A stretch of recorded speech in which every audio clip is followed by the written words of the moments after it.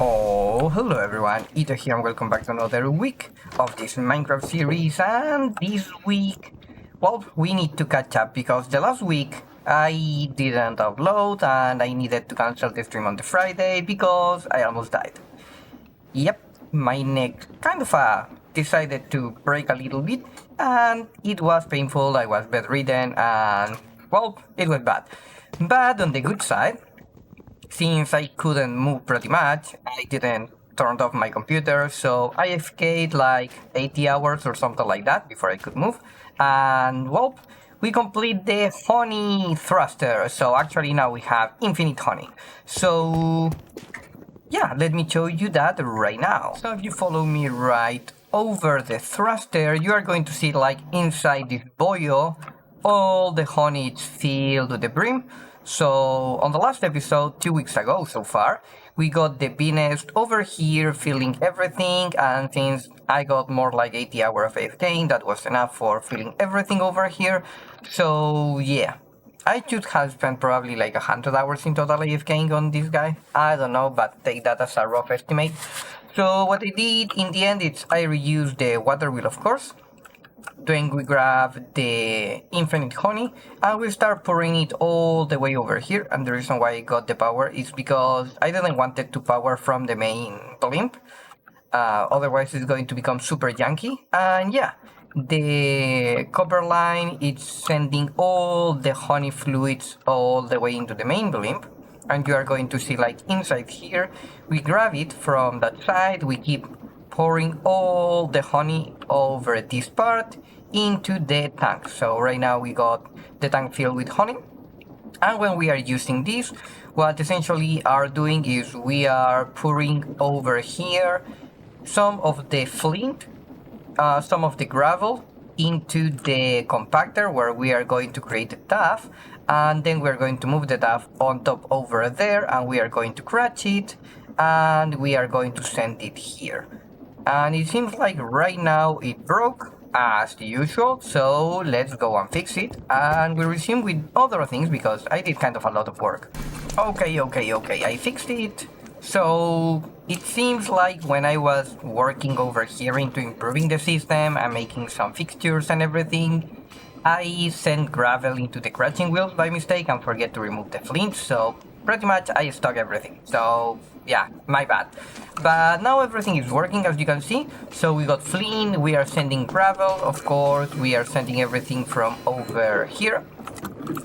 We are even producing more flint in the meantime. We are still sending the gravel. Eventually this is going to catch up, and yeah, even if this is kind of running at max speed, we are slowly using the gravel from here. Right now we are still kind of at max capacity. When we require more gravel, we just send it over here. So I think I already showed you that, but I don't remember, to be honest. So yeah, just everything is working right now. And the other thing that I did is just a small system that we are to manually edit, because I tried to use a minecart contraption. As you can see here, we are mounting stuff, but for some reason, this is still a bug in the 0.5F version on Create, I believe. At least it's on the H1, where the contraption, even if it's kind of got a double storage interface, it can't connect everything and send it automatically over here into the toolboxes. For some reason it broke, and I'm hoping that they are going to fix that.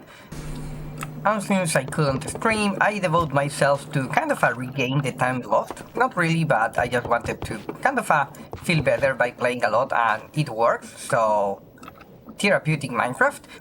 What I did is I improved my soul diffuser to now the Vault Soul Harvester. That's why I was collecting really hardly the, where's this guy here, the knowledge stars and everything. And yeah, we did one more bolt. It was kind of a nice, it's not the best one, but yeah, finally I managed to collect everything over here. And as you can see, I just got a filter that is accepting everything that got soul value but is not edible, so essentially everything except the kiwi, the oranges and all of that. So now I just can dump everything over here and everything is going to be super fast converted into soul dust. So yeah, there is no need to go kind of crazy with sorting stuff or whatever. Nah, just dump stuff on the chest.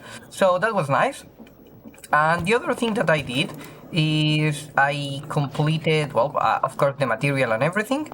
And then I changed the configs a little bit here because I was playing with the super grindy, I mean, not the most grindy, but in grindy mode for the Vault Altar.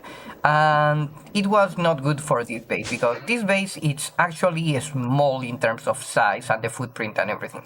I mean, it's kind of a big, and at the same time it's kind of cool, but you know, for farming, if I want to keep this type of aesthetic, I don't have actually that much space. I mean, that full blimp is just filled with honey, and that one is filled with redstone.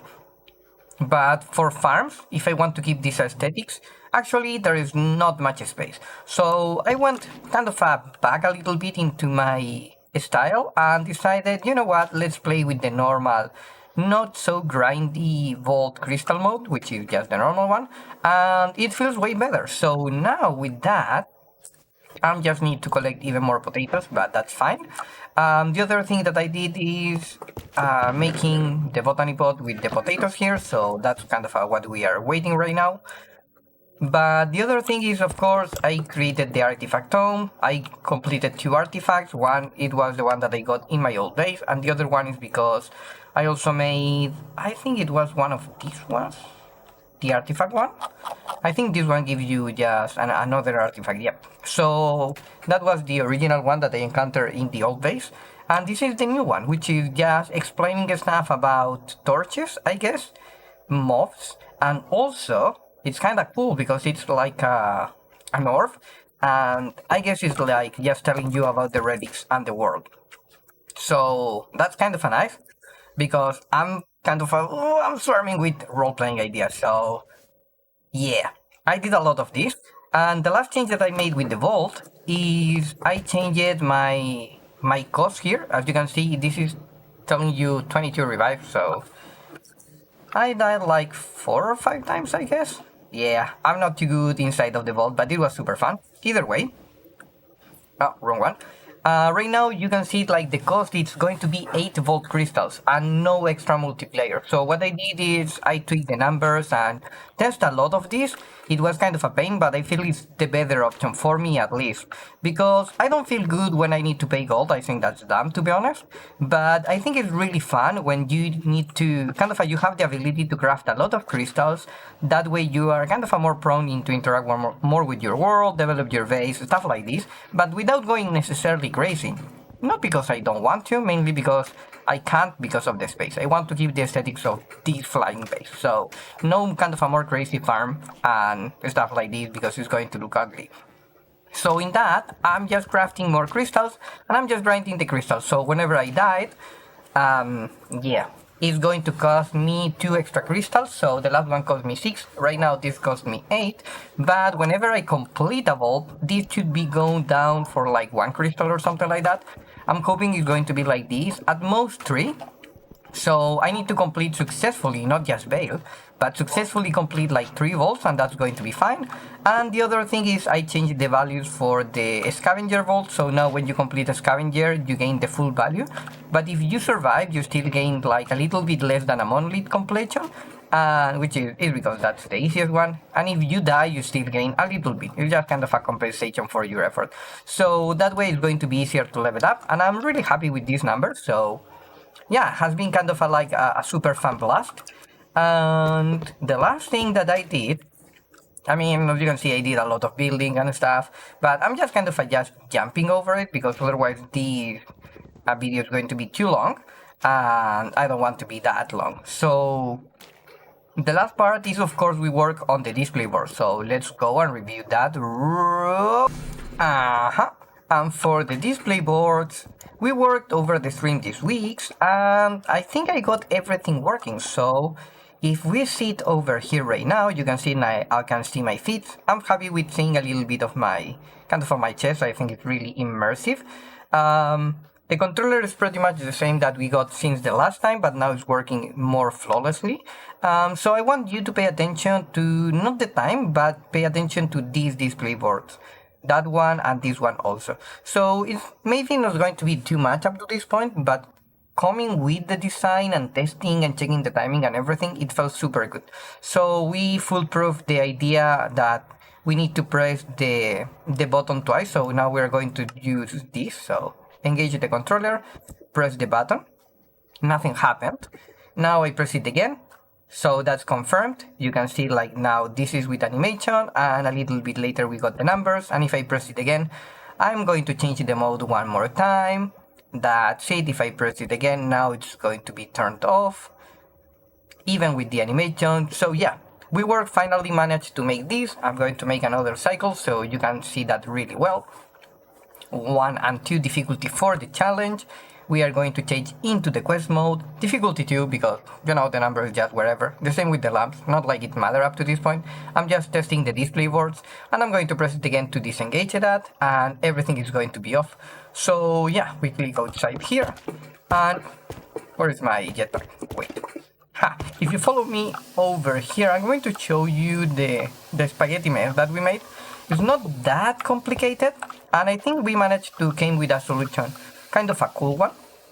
So it's just this part over here and also that part over there. So what we are doing essentially is we got one text over here which is just telling you the word difficulty, another one which is telling you the word challenge, and another one which is telling you the word quest. And we are sending the lines onto these display links onto the board. So we are just reading the words and kind of telling you difficulty line 1 and challenge on the line 2, and over here is just quest on the 1 and difficulty on the 2. And of course, since we want, for example, the quest to go on the right side, we got over here more blank spaces, while on the challenge, for example, oops, wrong one, you got like, I got no extra spaces because I want that to be on the left side. And when that is actually, oops, I overstood there. When that is in this case it's power, that means it's off, you are not sending the signal. What you are doing is you are depowering these guys here. So this is just kind of like a wheel. It's just an empty depot, and these two are sending the signals on the lines 1 and 2. So essentially these are sending for the challenge and these are sending for the quest. And the only thing that kind of changes is just where they are going to placing this, and they are just pretty much writing nothing, avoid nothingness. And that's how we are going to update everything. We are going to use named items that we are going to send the words where we want. And when that is not going to be in use, we are going to power them, and essentially the power means it's going to be off. So that's the part that confused me, because my brain doesn't work well with negatives. So when I need to think like the on is going to be the not sending signal, it's super confusing. But yeah, I managed to make it work. Actually, you can see here, I still got this. Since I was kind of getting a problem with the updating part and everything, I was just doing this and just checking, okay, if this goes on kind of on the off switch, if I change it, you can see like now it's on the off switch. So I was testing this part on how to kind of change this with the double inverter and everything, and well, didn't help me, but I tried. So yeah, this is essentially what we came with. This is the rough concept, and now what we need to do is working on the biggest one and probably the last one, to be honest. So we are on the, I would say like 94% done, because this just, I would say it's like 5%, but it's going to be maybe a little bit bigger, so 8%, not 10. It's just the main display board part here. Of course, we need to wire up the time, but I think that's going to be easy, so probably I'm going to leave that for the end. But this one is going to be the main project. I'm hoping that this week or maybe the next one at most we are going to finish it.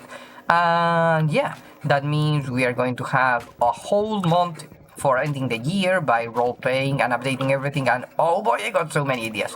But yeah, that's going to be, I believe, everything for this week.